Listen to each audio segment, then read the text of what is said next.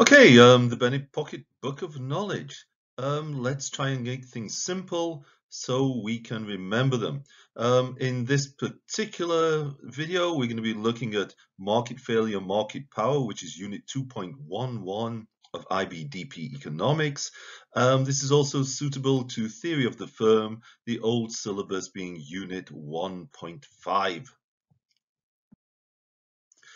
In any exam or formal assessment, we don't have a lot of time. We must choose. So where to start? Well, we've got some assumptions and we've got some knowledge to base upon. The assumptions I think you should learn. Yeah. So let's have a look at some prior knowledge. The perfect competitive model. In this, the firm is price taker. The monopoly is the price maker, and these are the two extremes of our theory.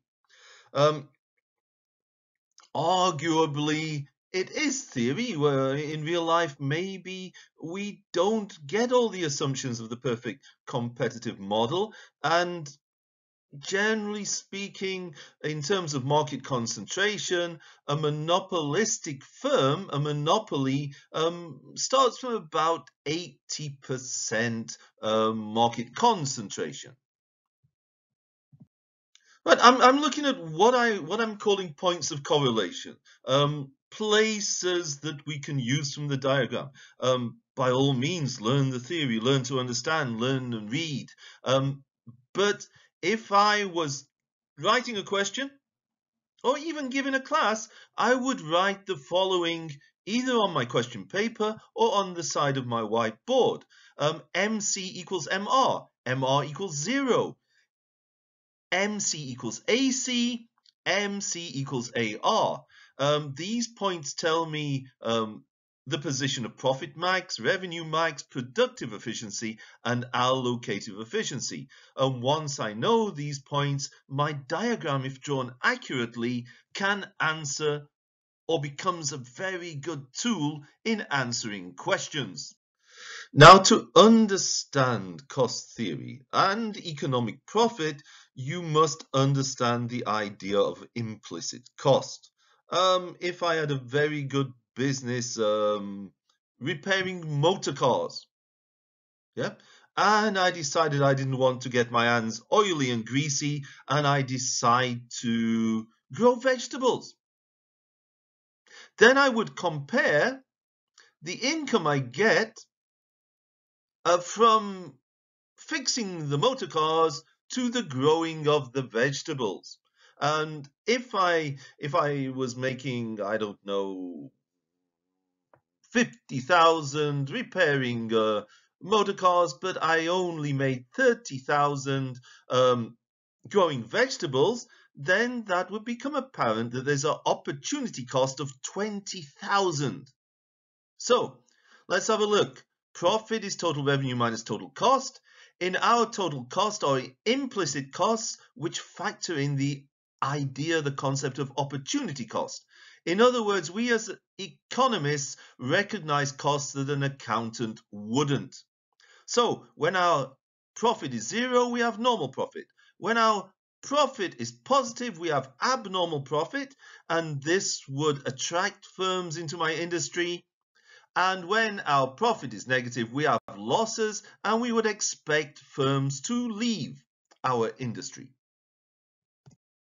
Okay, so far it is quite easy. A little recap of the textbook, watching some videos on the internet, if we're struggling, but there's a lot of knowledge, assumptions, etc., examples, but basically when we are using the diagram, it must be accurate. So my diagram will have price against quantity.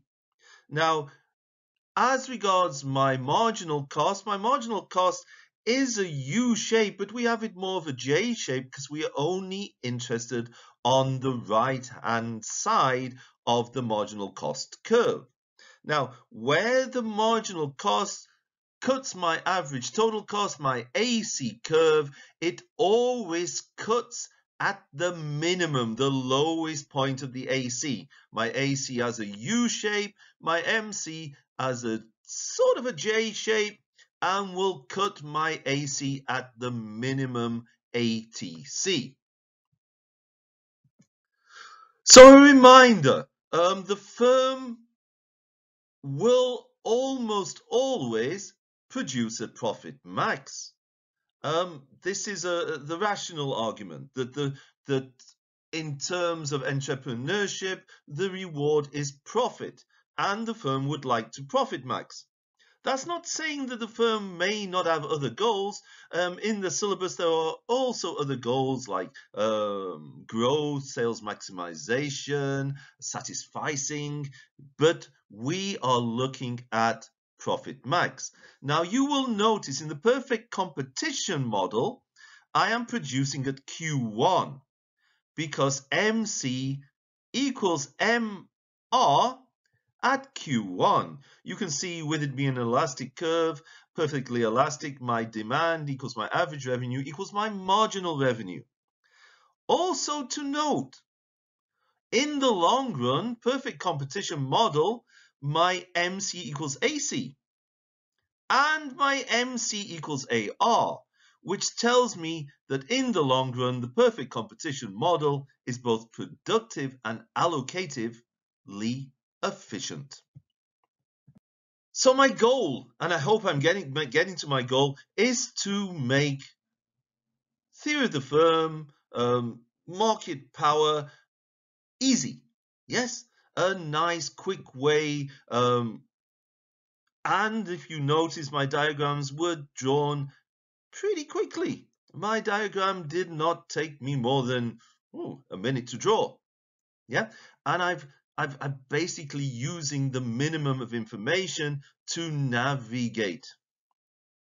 So we need the knowledge. When we have the knowledge, we have the knowledge. Okay, monopoly is a little bit more complex. This is where we really need the accuracy of diagram. So I'm going to pull my chair up, push my computer back, and let's look at this diagram. Well, we are operating at profit max where MC equals MR. If you look carefully at the diagram, MC equals MR at quantity 1. Now, I project upwards to the demand curve, and I establish that the monopoly will produce Q1 at a price of P1. Now, in terms of the cost, I must go from Q1 until I cut the average cost curve and project onto the y-axis, and I get a cost of C. As you can see, we will get a shaded area of abnormal profit. The monopoly maintains this abnormal profit through its barriers to entry. So in the long run, monopoly will produce with abnormal profit. Now let's have a little look at allocative efficiency. Well, where my MC cuts my AR, this is quantity 2, and the monopoly does not produce quantity 2, it produces quantity 1. Also, in terms of the lowest, the minimum ATC, or in other words, where MC cuts AC, I have a productive efficiency which would occur at Q3, but the monopoly chooses to produce in terms of profit max at Q1. So the monopoly is neither allocative nor productive efficient. So if I drum a little bit of knowledge into me, the basic ones are: where does profit max occur? What is the concept of economic profit? What is normal profit? Normal profit, remember, is zero economic profit. Where does allocative efficiency take place? Where does productive efficiency take place? And you never know. It might be useful to know where revenue max takes place. So if I have the knowledge, I can answer the question. Okay, so turning the video off, useful to us are MC equals MR, MR equals 0, MC equals AC, MC equals AR. These I would jot down on the question paper. It may be, as a higher level candidate, that I choose not to explore this. But if I cannot put down these basics, I am liable to forget and get confused. So MC equals MR, profit max, MR equals 0, revenue max, MC equals AC, MC equals AR, MC equals AC is the minimum of the ATC, this is productive efficiency, and MC equals AR would tell me where I am allocative efficiency. Now, if you can do the long run perfect competition model, know that the short run changes happen at industry level, not firm. The firm is always price taker. So if I have abnormal profit, then firms will enter the industry. If I have loss, firms will exit the industry.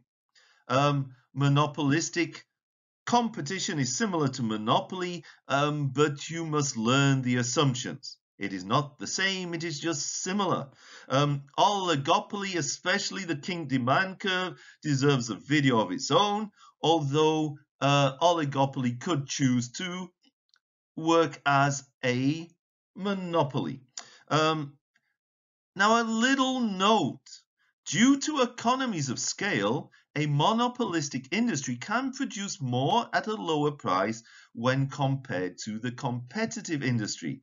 So, because the monopoly firm has abnormal profit, they can put it into research and development, and they can choose to reduce costs. Whereas the perfect competition model, the very competitive industry, does not have those retained profits, so can't really invest so much into better production methods, etc., etc. But generally speaking, we will say that competition, or rather, it is said, and governments promote competition as being more efficient. Thank you very much.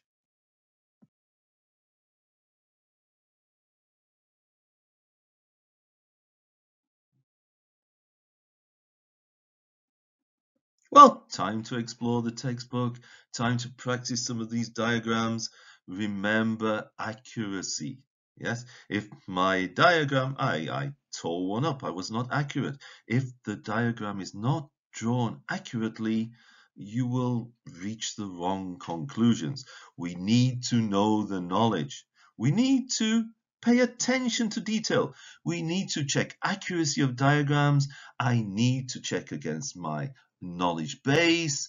I need to focus on the question and use the diagram as a tool when it is needed.